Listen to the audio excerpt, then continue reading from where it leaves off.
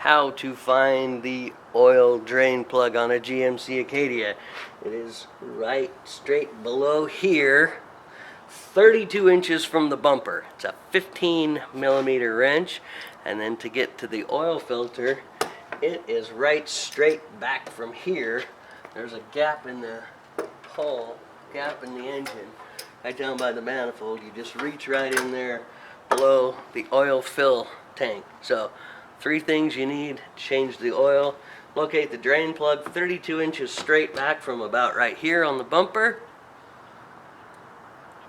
Small oil filter wrench, a 15mm socket or wrench to take the drain plug out, and then some ramps. It's kind of hard to get underneath it.